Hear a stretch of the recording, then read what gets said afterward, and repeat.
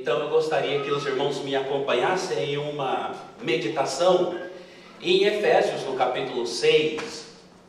E enquanto vocês abrem aí, eu vou dizer como que nasceu esse desejo de fazer uma série de mensagens nesse tema. Na primeira conferência que nós tivemos de intercessão na igreja, foi esse ano que passou, né, pastor Marconi? Primeira conferência de intercessão, isso é um seminário de intercessão, e o pastor me convidou para ministrar em um dos dias, e quando eu estava meditando nesse texto, me nasceu um desejo no coração, e até eu disse, quem sabe um dia eu estarei pregando uma série de mensagens falando sobre, nessa área também, de batalha espiritual. E continuei meditando e pesquisando nesta área um pouco mais voltado para esse capítulo específico de Efésios. Então, nós começamos hoje uma série de mensagens na nossa congregação com essa introdução, e eu quero trazer a introdução para os irmãos, que é necessária para esses últimos dias que nós estamos passando. Nós vamos falar sim de batalha espiritual, mas eu trouxe o primeiro tema para essa mensagem como a realidade da batalha, porque alguns já se esqueceram que estão numa batalha, porque o mundo que nós vivemos está assim um pouco tanto tranquilo, o inimigo tem nos enganado com tantas futilidades, que nós tiramos a nossa atenção da realidade do texto bíblico que nos adverte. E o texto ele vai um pouco mais além, porque o texto traz como subtítulo como Deus provê nossa proteção. A princípio, batalha espiritual assusta qualquer um, até mesmo aqueles que já estão na batalha espiritual. O texto então foi meditado e nós dizemos, vamos então meditar sobre a armadura de Deus. E a armadura de Deus, nesse texto, vai nos trazer grandes lições. Mas como é uma introdução, não é exatamente aquilo que eu estarei pregando na congregação, os irmãos vão ter uma mensagem diferenciada. Outros dias eu estarei falando de cada parte dessa armadura, como nós adquirimos e o que cada parte da armadura significa para a nossa batalha espiritual. O texto que nós temos aí diz assim: no demais, irmãos meus, fortalecei-vos no Senhor e na força do seu poder. Revesti-vos de toda a armadura de Deus. Eu comecei no versículo 10, desculpe, não anunciei para vocês, não é? Capítulo 6 foi anunciado, sim, foi anunciado já. Capítulo 6 de Efésios, versículo 10 em diante. Você que já é adestrado na palavra de Deus e acha com rapidez, já está comigo no versículo 11, que diz: revesti-vos de toda a armadura de Deus, para que possais estar firmes contra as astutas ciladas do diabo. Porque não temos que lutar contra a carne e nem contra o sangue, mas sim contra os principados, contra as potestades, contra os príncipes das trevas deste século, contra as hostes espirituais da maldade nos lugares celestiais. Portanto, tomai toda a armadura de Deus, para que possais resistir no dia mau, e havendo feito tudo, ficar firmes. Estais, pois, firmes, tendo cingido os vossos lombos com a verdade, e vestido a couraça da justiça, e calçado os pés na preparação do evangelho da paz, tomando sobretudo o escudo da fé, com o qual podereis apagar todos os dardos inflamados do maligno. Tomai também o capacete da salvação e a espada do Espírito, que é a palavra de Deus. Versículo 18. Orando em todo o tempo, com toda oração e súplica no Espírito, e vigiando nisso, com toda perseverança e súplica por todos os santos. Quantos dizem amém? Amém. Glória a Deus. Às vezes eu peço para você dizer amém ou glorificar a Deus, só para me ajudar a pregar um pouco, né? Mas aquele que é salvo, crente, que está ligado, ele realmente não precisa que ninguém mande nada. Eu já disse para os irmãos, eu não gosto de essa coisa mecânica. Quando você quiser levantar as mãos, adore a Deus, quiser dizer aleluia, diga, nós temos liberdade no Espírito para adorá-lo nesse lugar. E quando você o faz, você realmente faz o seu papel de crente e você me ajuda a pregar também. Eu até me animo porque eu acabo descobrindo que você não está dormindo. Tem pessoas que amam a minha voz quando eu começo a pregar a história. Bom, introdução da nossa mensagem. Para quem estudou os Estados Unidos e um pouco da história dos Estados Unidos, sabe que os Estados Unidos teve uma guerra civil que começa em 1861. Nós estamos falando de guerra, nós estamos falando de batalha. Mas o que muitos não sabem é que essa guerra civil que ocorreu entre o norte e o sul dos Estados Unidos, morreram mais de 1,1 milhão de pessoas. Isso muita gente não sabe. Nós falamos sobre guerra civil e até cantamos músicas sobre guerra civil. Mas não sabemos que esse 1,1 milhão de pessoas morreram aqui nos Estados Unidos nessa guerra civil. Em um só dia eu disse, 20 mil soldados morreram no dia 17 de setembro de 1862 em Maryland, numa batalha de 12 horas apenas.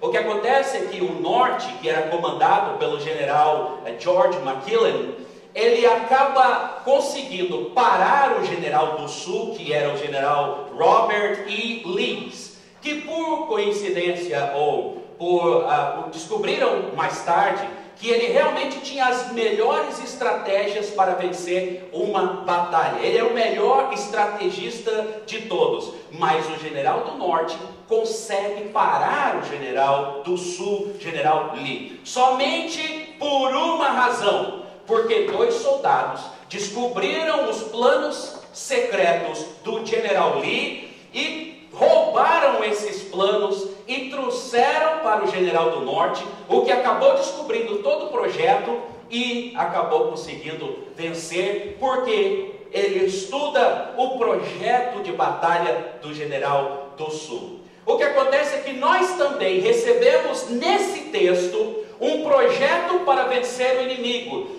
Mas o que nós precisamos fazer é não somente pegar o projeto nas mãos, que agora já não é mais secreto, nós devemos estudá-lo, nós devemos observá-lo, nós devemos cumprir aquilo que o projeto está mandando. Deus nos deu já a estratégia contra o inimigo, a melhor direção, não é? A melhor direção específica, como nos armar contra o nosso inimigo.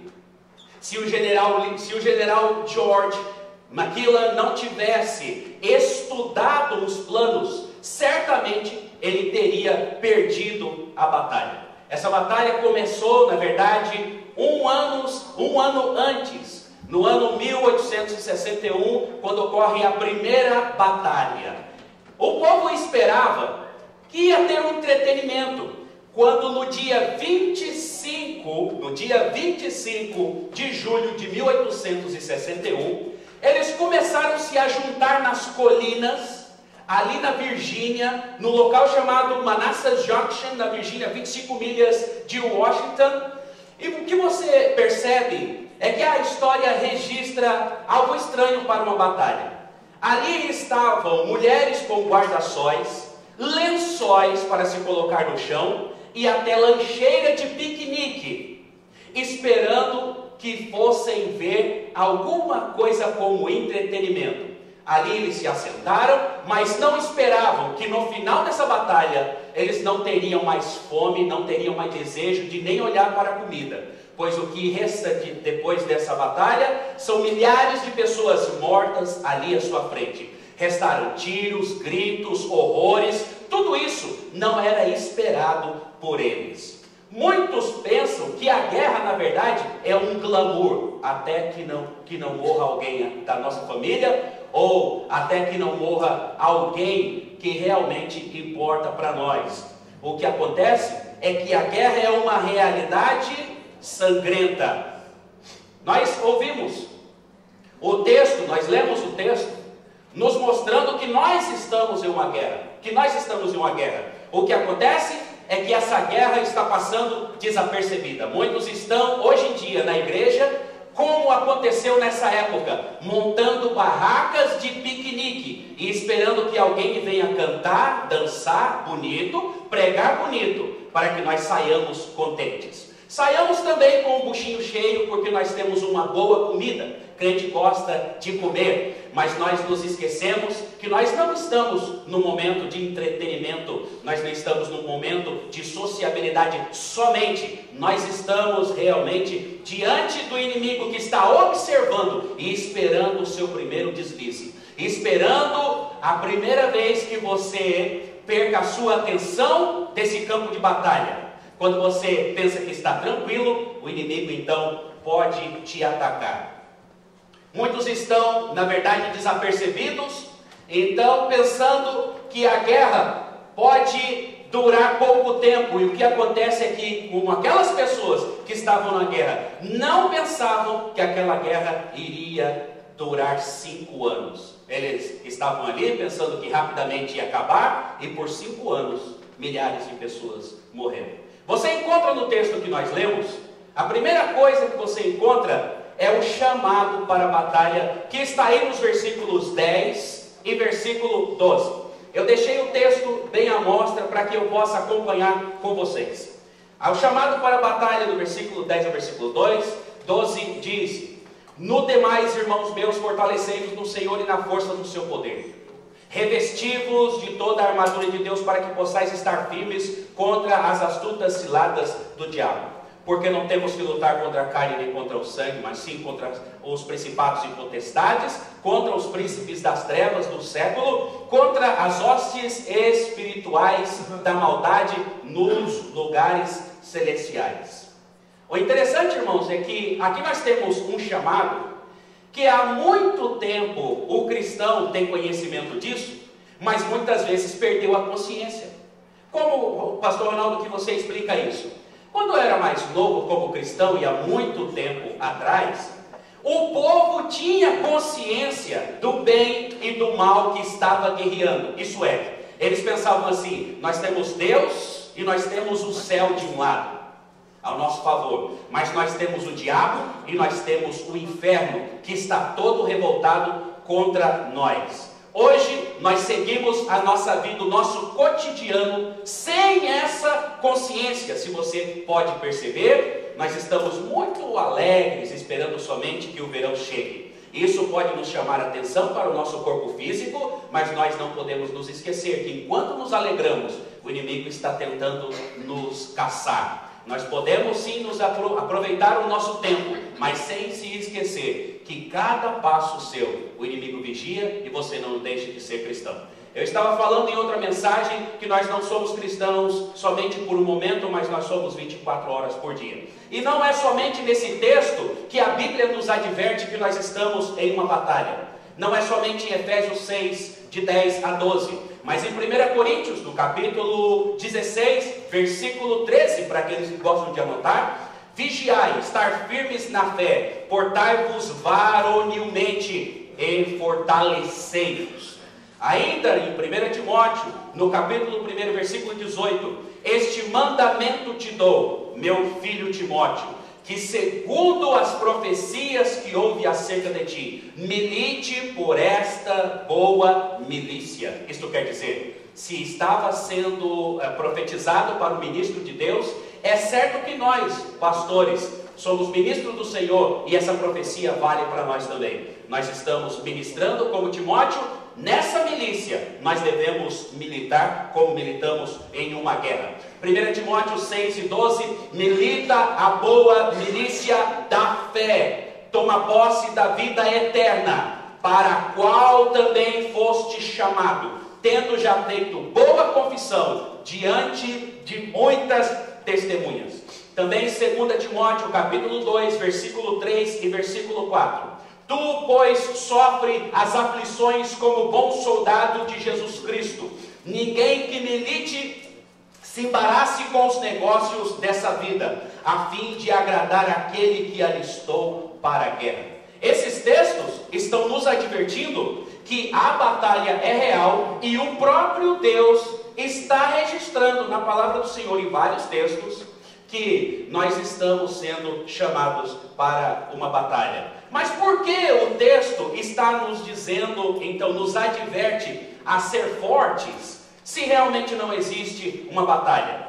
Se ele está nos advertindo a sejam fortes, sejam corajosos, varonis, isso indica a evidência de uma batalha, portanto, não se engane. O texto continua ainda com a palavra de encorajamento. Você percebeu que o texto está dizendo: sejam corajosos, fortalecei-vos. Essa palavra de encorajamento é para você, é para mim, porque até os soldados em uma guerra precisam de uma palavra de encorajamento. Vocês já ouviram dos gritos de guerra? Vários países, eles praticam os seus gritos de guerra como se estivesse animando os seus soldados. No Império Romano, eles diziam em latim: nobiscus Deus, Deus seja conosco. Aí na Terra Santa, os cruzados diziam: caelum danique, finalmente o céu, vamos seguindo para o céu. Os mexicanos revolucionários, seguidores de Emiliano Zapata, diziam: tierra e liberdade, terra e liberdade. E os britânicos, bem como os russos, diziam urra. Eles gritavam para animar os soldados. Já nós ouvimos em um filme, e eu guardei na minha memória, quando um soldado romano dizia: o décimos, máximos, veríssimos. Para aqueles que assistiram o filme O Gladiador, você vê aquele general animando os seus soldados a irem à guerra, quando ele diz: quo facimus in vita, ecus in aeternitas. Traduzido do latim, quer dizer aquilo que nós fazemos em vida ecoa na eternidade. Isso, aplicando para a nossa vida espiritual, não tem uma coisa mais real para aqueles que batalham a batalha espiritual. Tudo que você faz aqui nessa vida vai ecoar na eternidade. E eu já comentei numa pregação outro dia que seja para o bem ou seja para o mal, porque só existem dois caminhos, ou céu ou inferno. Até nos mínimos detalhes que você faz na igreja, você está militando para o céu, a favor do reino de Deus. E Deus não fica devendo nada para ninguém, para nenhum dos seus soldados. Nós estamos em uma batalha, mas uma batalha que já está ganha, e a vitória é sua, o prêmio é seu, já foi garantido por essa palavra. Ainda que você esteja amedrontado, ou o inimigo tenha conseguido te desanimar, hoje o Senhor manda te dizer que Ele está contigo em cada passo da sua vida. Mas temos duas razões para esse texto nos encorajar. Primeira razão está no texto, no versículo 10. Porque o poder de Deus é um dom. Olha que glória. O poder de Deus é um dom. É o dom de Deus para garantir a nossa vitória. Um dom é um presente. Um dom é algo que Deus entrega na sua mão. É como Ele estivesse dizendo assim, e está dizendo: está aí para você pegar na sua frente. É seu, eu estou dando para você, você só precisa agarrar com as duas mãos. Ainda, falando sobre essa razão do encorajamento, sobre o seu poder, ele fala que a força não vem de nós, porque se o dom é dele, a força vem dele. Em 2 Timóteo, no capítulo 1, versículo 7, diz que Ele não nos deu um espírito de covardia, mas de coragem. O Senhor nos deu esse espírito. Uma coisa muito interessante que eu aprendi na palavra de Deus, quando estava estudando esse contexto e os comentários bíblicos, é que o comentarista, quando ele interpreta esse texto, ele disse o seguinte, uma faceta que eu ainda não tinha observado, que esse é o mesmo poder que ressuscitou a Jesus Cristo. Olha como você acaba recebendo mais um pouco daquela graça que vem da palavra de Deus, o encorajamento que vem da palavra de Deus. Você olha para a declaração bíblica de receber poder e você nunca imagina que o texto de Efésios, no capítulo 1, é no mesmo na mesma carta, no versículo 19 e 20, diz assim, eu vou ler para os irmãos: e qual sobreexcelente grandeza do seu poder sobre nós, os que cremos, segundo a operação da força do seu poder, que manifestou em Cristo, ressuscitando-o dentre os mortos e pondo-o à sua direita nos céus. O poder é o mesmo que ressuscitou Jesus. O que eu quero dizer com isso? Eu uso uma ilustração muito simples. Se você tem um ataque cardíaco ou tem algum problema de enfermidade, que possa parecer que você está sucumbido, você vai para o hospital, o que eles vão fazer? Eles vão injetar alguma coisa para te animar. Mas se você morreu já há 20 minutos, há 30 minutos e chega no hospital, o que eles vão fazer? Existe alguma medicina que eles injetam para te animar? Não. Por quê? Porque eles somente vão escrever, o médico vai escrever e dar o laudo médico, e o laudo médico é de morte. Nós não estamos falando aqui de uma injeção de Deus para te animar quando você está doente. Nós estamos falando aqui de um poder que ressuscita. O que quer dizer isso? Não importa quão forte foi o ataque do inimigo contra a sua vida, não importa quão pesada foi a luta para a sua vida espiritual, o poder que ele tem para nos dar era para ressuscitar até mortos. É para fazer com que a vitória venha e chegue nas suas mãos garantida, ainda que você não veja solução. Porque o texto bíblico em Romanos diz que nem a morte pode com o crente. Nem a morte pode te afastar. E quando você ler esse texto, você vai lembrar por que nem a morte pode com a vida do crente. Porque o poder que está sobre nós é o poder que ressuscita. Ainda que você esteja morto, viverá. Porque ele veio para nos dar vida e vida com abundância. Como que nós nos apropriamos então desse poder? Nós nos apropriamos desse poder. E o texto vai nos explicar quando nós nos revestimos da armadura de Deus. Eu quero sim dar uma explicação bem rápida para os irmãos no final dessa homilia sobre o que é realmente tomar posse dessa armadura. Mas antes disso, eu ainda queria discorrer sobre esse poder, que é o mesmo que está registrado em Josué por 3 vezes no capítulo 1, versículos 6, 7 e 9, quando por 3 vezes o Senhor diz: seja animado, seja corajoso, por 3 vezes. Essa mesma animação que o Senhor estava dando para Josué, apesar da batalha ser uma batalha física esperada, é a mesma animação e o mesmo poder para a nossa batalha espiritual. Então não importa, você pode não estar em uma batalha como um soldado ou uma batalha física, mas está numa batalha espiritual e o Senhor está dizendo para você, como disse para Josué: seja forte, seja animado, tenha bom ânimo. Tenha bom ânimo. E nós nos alegramos porque essa palavra é constante na nossa mente. Todas as vezes que nós somos abatidos na fé, o Senhor ainda envia alguém numa mensagem como essa, ou um amigo no telefone, ou de alguma forma o Senhor sempre vai bater no seu coração com essa batida: seja corajoso, aguente um pouco mais, resista um pouco mais. O que acontece, irmãos, é que os pregadores modernos já não estão mais pregando sobre essa batalha. Por quê? Porque o povo está se acomodando com o conforto, com as pregações confortantes. Nós esperamos vir à igreja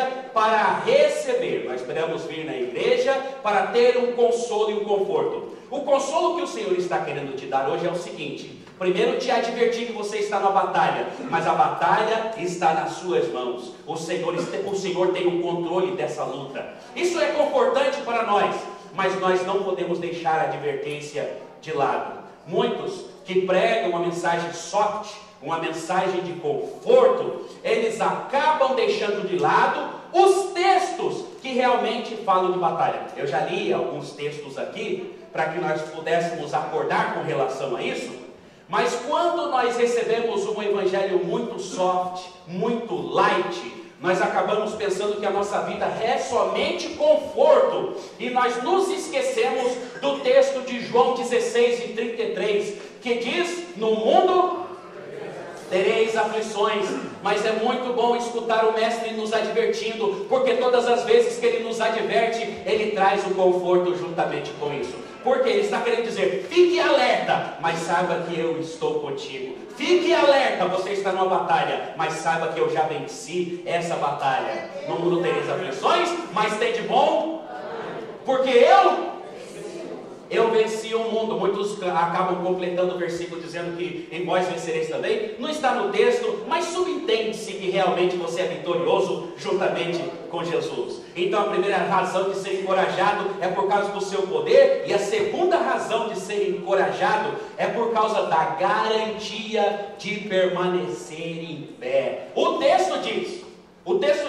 que nós podemos permanecer em pé. Só que muitos se esquecem que antes da promessa de permanecer em pé, existe um requisito, e o pré-requisito é: revestivos de toda a armadura de Deus. Bom, mas ainda é uma palavra de encorajamento no versículo 11 que nós lemos: revestivos de toda a armadura de Deus, para que possais estar firmes contra as astutas ciladas do diabo. No original grego, a palavra ciladas aí fala de estratégia, fala de planos, fala de metodologia, porque o inimigo realmente tem a sua estratégia, tem a sua metodologia para lutar contra você. E como que você vai vencer isso? Estando firme. E como que você fica firme? Revestindo-se de poder. Gostaria que você me acompanhasse nesse texto. E por que firme? Por que não atacando? Eu fiz uma meditação e eu achei interessante essa meditação. É que o texto poderia dizer assim: ataque o inimigo, já que você tem uma arma. Mas preste atenção, nesse contexto, a única arma que é usada para ataque ou contra-ataque é a espada do Espírito. O resto é tudo para se proteger. Agora você pode fazer uma pergunta: já que você está numa batalha e você está armado, por que o texto só diz estar firmes? Estar firmes. Ou dá uma ideia de estar parado, não dá a ideia de estar parado? Mas veja bem, o texto está falando para você ficar firme, não perder a sua base, não sair da sua base, não se desviar da sua estrutura. Porque quem está atacando é o inimigo, porque o inimigo está assustado, o inimigo sabe que nos últimos tempos já está aproximando a sua derrota final. Então o texto não precisa dizer para você atacar, ele só diz para você ficar firme. E por que ele acha que você tem que ficar firme e não atacar? Porque simplesmente por uma coisa: porque a batalha já foi vencida. É como você chutar cachorro morto. Você não precisa. O inimigo ele só está assustado, amedrontado, na verdade. Não é para você ficar amedrontado, porque nenhum texto diz para você ter medo. Todos os textos dizem para você ser corajoso e não ter medo, porque a coragem não vem de você, a coragem vem do Senhor. Ainda bem que vocês estão me ajudando. Nós não podemos ficar assim nos abalando da nossa estrutura. Na realidade, o texto diz para você ficar firme, porque o inimigo já está vencido, e também porque aquele que abandona o seu território, ele cede o território para o inimigo. Olha aqui, nós temos uma revelação de Deus. O Senhor te deu, o inimigo quer tomar. É como se muitas vezes o inimigo te amedronte, você deixa lá. O inimigo vem e toma, ele leva. Ele não precisou fazer muita força, ele só te fez o medo. Ele deu uma batida de pé, de repente você sai correndo, você arreda o pé da sua base, não ficou firme, o inimigo rouba aquilo que você tem de mais precioso. O que eu quero dizer com isso? A revelação de Deus para você hoje é que o inimigo não pode roubar os seus filhos. Amém? Essa é a palavra certa, é amém. O inimigo não pode roubar a sua esposa. Quantos amam as suas esposas aqui? O inimigo não pode roubar o seu marido. Portanto, fique firme na sua posição. Fique firme na sua posição, porque ele vai tentar com todas as forças acabar com o seu casamento. Ele vai tentar com todas as forças. Mas nós temos a mensagem de Deus dizendo que a vitória já é garantida. Basta você tomar posse. Eu tomo posse da mesma forma que eu tomei posse da minha esposa. Então, eu lembro do dia quando o Senhor me deu a minha esposa, eu tomei posse e falei, a benção é minha, Senhor, daqui eu não largo. Não é? Eu ainda lancei uma foto hoje, numa das mídias, eu lancei uma foto dizendo que o presente de Deus é incalculável. E a foto era da minha esposa. Por quê? Porque é presente de Deus para você, não a minha esposa, está entendendo?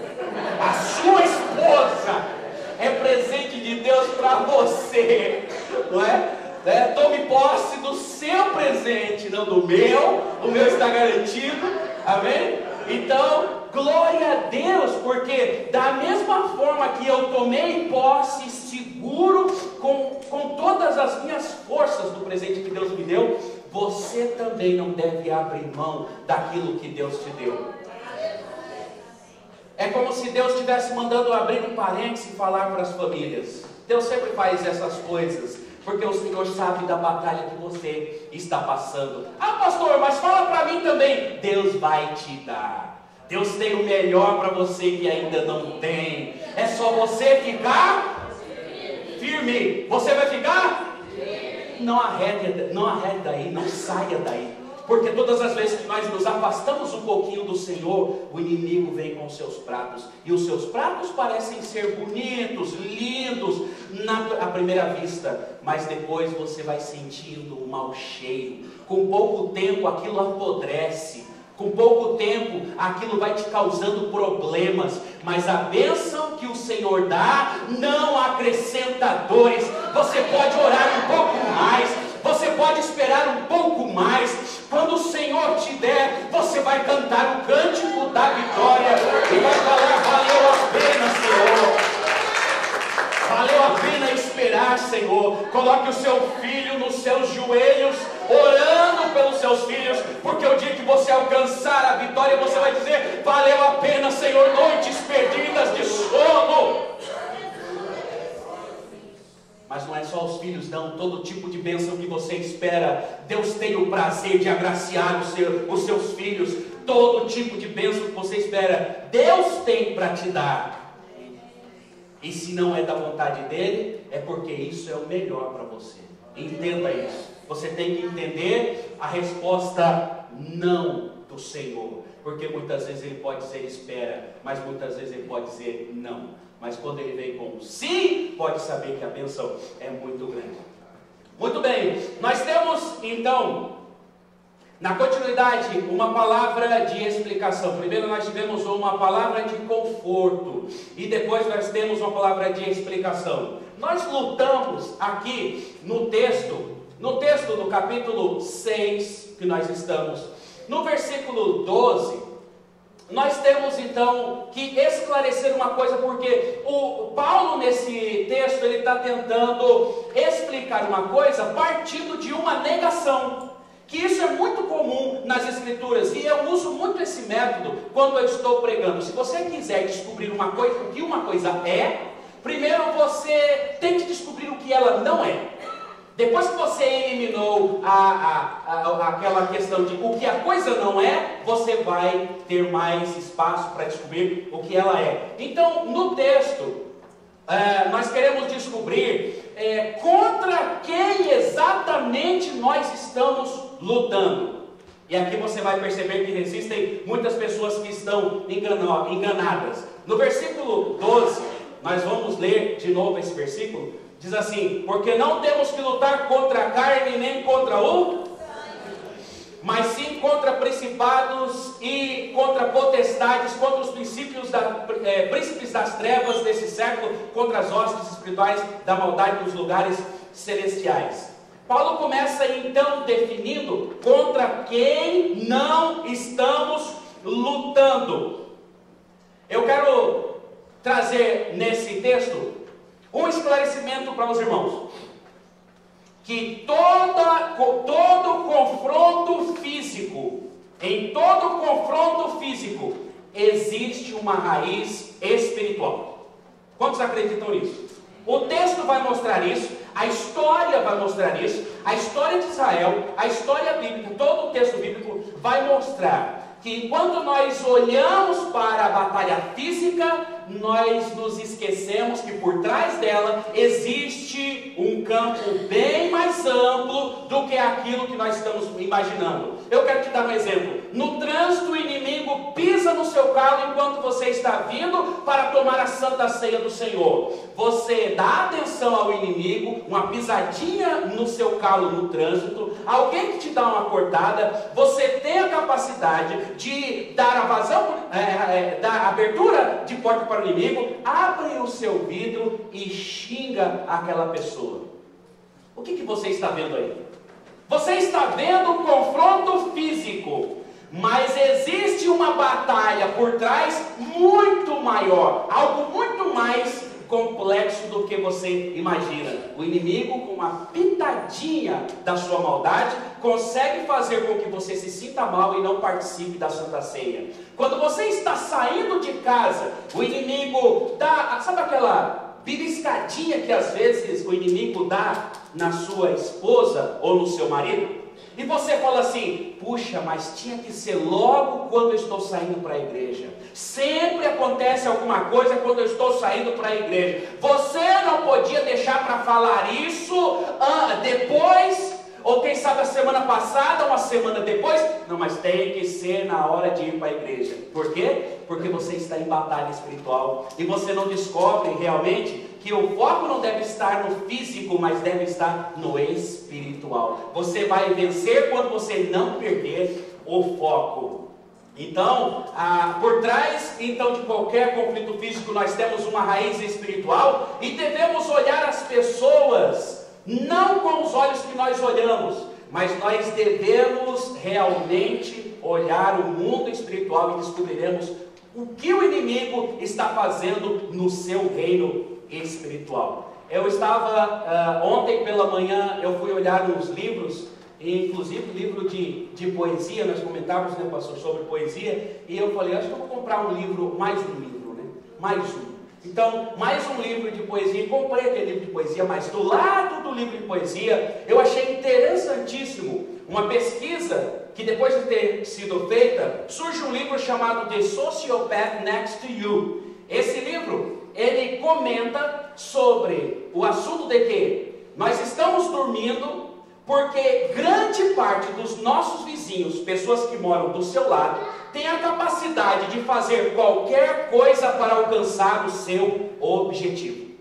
Eles têm a capacidade de fazer qualquer coisa para alcançar o seu objetivo. Portanto, ele é um sociopata. Se você está esperando que vai ter conforto nessa vida, que a vida vai ser uma maravilha, saiba que você pode ter surpresas. Não pense que você só vai encontrar pessoas boas, pessoas cristãs, pessoas que não vão oferecer perigo para você. Saiba que o mundo jaz no maligno. Eles fazem isso porque estão cegados. Eles ainda não tiveram o que nós tivemos, a clareza de ver o mundo espiritual através das lentes das Escrituras. Tudo que você vê no mundo espiritual, muitas vezes você não conseguiria se a palavra de Deus não tivesse revelado e te mostrado. A nossa lente é através das Escrituras. Toda vez que você vê então uma pessoa tentando te prejudicar, quem sabe o seu vizinho, você olha o que as Escrituras têm para me orientar com relação a isso. O que está por trás de tudo isso que está acontecendo à minha volta? É certo que por trás de todos aqueles que te afligem, eu não sei o que você passa, mas pode ser que alguém está te afligindo de alguma forma. Por trás desse alguém que está te afligindo, existe o mundo espiritual usando essa pessoa. Não se assuste, você vai vencer isso na oração. Você vai vencer isso. Mas como, pastor Ronaldo, se eu já estou criando ódio daquela pessoa? A Bíblia diz que você vence através do amor. O texto é muito claro em Mateus no capítulo 5, versículo 44 e 45, quando diz que você deve amar o seu inimigo.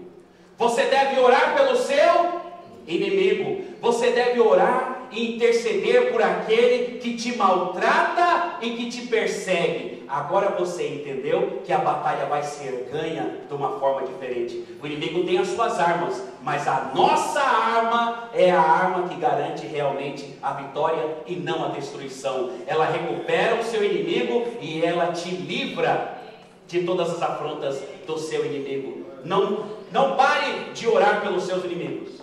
Além ainda dessa realidade desse mundo espiritual, nós temos a advertência no versículo 12, parte B, que vai nos ensinar contra quem lutamos.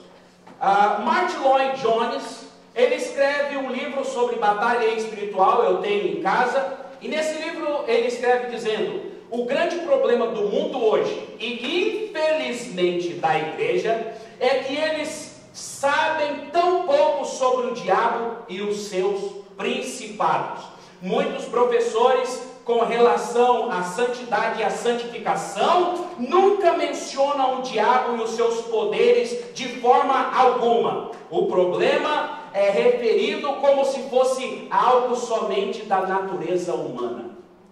Acabam invertendo a situação e colocando o povo para lutar contra o povo, enquanto o texto está mostrando que a nossa luta não é contra a carne e não é contra o sangue. Se você parar um pouco e respirar, na hora que ouvir uma palavra negativa do seu marido, da sua esposa, de um filho, ou de um parente, ou de um amigo, ou do patrão, se você para e respira e medita nesse texto, você vai vencer, porque você vai descobrir o quê? Que por trás disso existe o inimigo usando essa pessoa. A sua luta não é contra essa pessoa. Pare de bater cabeça, pare de lutar contra as pessoas e lute contra realmente o inimigo da sua alma, orando pelos seus inimigos, se é que você tem algum. Como que nós temos prova de que realmente uma batalha física, ela engloba uma batalha espiritual? Se você olhar a história de Davi, você vai perceber que Davi não venceu o gigante com uma pedrinha, como muitos pensam. Muitos estão enganados quando leem o texto e não percebem, e acabam pregando e dizendo que Davi matou o gigante com uma pedrada. Quantos leram o texto perceberam que o gigante não foi morto com a pedrada? Quantos perceberam que Davi, antes de iniciar essa batalha, o que realmente vence a batalha é que enquanto o gigante vem com o seu armamento, Davi vai em nome do Senhor dos Exércitos. Não importa quantas armas o inimigo tem forjado, mesmo sendo assustadoras e enormes, não importa quantas armas o inimigo tem forjado, isso é só para te assustar. A sua vitória está em nome do Senhor dos Exércitos. Você vai falar: eu vou, como diz também, eu vou em nome do Senhor dos Exércitos. E para garantir que a vitória foi em nome do Senhor dos Exércitos, ele solta uma pedrinha na testa do gigante, o gigante fica tonto e cai no chão. E para comprovar que foi o Senhor realmente, em nome do Senhor, e não foi com uma pedrinha, ele tem que chegar lá, tomar a espada e matar o gigante, e cortar a cabeça do gigante. Então nós temos uma garantia do Senhor, que em qualquer batalha, no nome do Senhor, nós temos vitória. Em toda a história de Israel, você vai encontrar Israel sendo obediente, tendo vitória. Israel adorando a Deus, tendo vitória. Israel glorificando ao Senhor, tendo vitória. Como nós vamos vencer essa batalha? A batalha é real, nós estamos dentro de uma batalha. Como nós vamos vencer? Orando, primeiro. Segundo, adorando a Deus. Como? Em nome do Senhor, tomando posse de uma armadura. Então aí o texto, eu termino, já partindo para a conclusão, nós temos a promessa da cobertura nessa batalha. Eu tenho apenas 1 minuto para terminar essa pregação, e vamos terminar no horário exatamente, para que você não saia murmurando e perdendo já a sua bênção. Pastor Ronaldo, passou 5 minutos, passou 10, passou 20. Bom, para terminar a nossa conclusão, nós temos a promessa do Senhor da cobertura nessa batalha. O nosso grande conforto é que nós lutamos, mas lutamos com as armas do Senhor. Deus então, Deus preparou esta armadura para que nós pudéssemos nos revestir. O texto vai terminar dizendo uma coisa muito interessante, eu não gostaria que você perdesse isso, que você deve orar. Mas o texto está dizendo assim, no texto não deixa para trás uma palavrinha secreta para todo cristão: vigiar. Vigiar. Vigia. Esse vigiar pode ser que você não perceba, mas você vai deixar de ser usado muitas vezes pelo inimigo, quando ele quer usar os nossos lábios e você vigia. Diz: não é hora de falar, é hora de calar. Não é hora de agir, é hora de silenciar, porque Deus vai tomar posse, Deus vai tomar controle de tudo isso. Eu quero só terminar com 6 lições essenciais. Essas 6 lições tomam só meia hora, eu garanto para você, para a armadura de Deus. Fique com isso nessa meditação, porque é nisso que realmente nós tiramos um segredo da armadura de Deus. Preste atenção nisso. A armadura de Deus tem umas lições essenciais nesse contexto. Nós já vimos toda a armadura, mas a primeira lição que eu tirei, eu gostaria que vocês guardassem, é que o texto não manda você orar para Deus colocar a armadura, e nós oramos erroneamente dizendo assim: Senhor, me reveste da sua armadura. Não é isso. O texto está dizendo que você deve tomar posse da armadura. Deus preparou a armadura, mas o compromisso de pegar a armadura é sua. É seu o compromisso de pegar a armadura. Mas tem outra lição que nós tiramos: que você não pega a armadura quando você imagina que deva pegar. Não. O texto está dizendo que você deve, é um pré-requisito, você deve pegar a armadura antes da batalha. Você não pega a armadura depois, você pega antes. Então hoje é o dia de você tomar posse e dizer assim: Senhor, eu quero essa armadura, eu quero pegar. Como eu pego essa armadura, Senhor? Me indica. Então você pode ir na congregação, que nós ensinamos você como pegar essa armadura. Tem algumas mensagens. Você que não foi visitar, pode visitar, que eu vou te ensinar como que o texto vai nos falar para tomar a armadura. Outra coisa que nós tiramos de lição é que a armadura é individual, assim como individual é a sua salvação. Não fique esperando na armadura da sua avó. Não fique esperando: a minha avó orou por mim para eu ser revestido da armadura, a minha mulher ora por mim, né, Marinho? Não, ora pela sua armadura. Toma você posse da sua armadura, tá? Então você é individual, a sua luta também é individual, a sua armadura. A outra coisa que o texto aprendemos é para você tomar toda a armadura. Não é só parte da armadura, porque o inimigo pode te atacar de várias formas. Então você tem que tomar toda a armadura. E a última lição é que você tem que usar a espada do Espírito em todo o tempo. Todo o tempo você precisa da palavra de Deus para vencer o inimigo. Coloque-se de pé. A partir de hoje você vai orar diferente. Você vai orar: Senhor, eu quero ler na palavra quais são essas armaduras, o que elas significam e como eu tomo posse delas.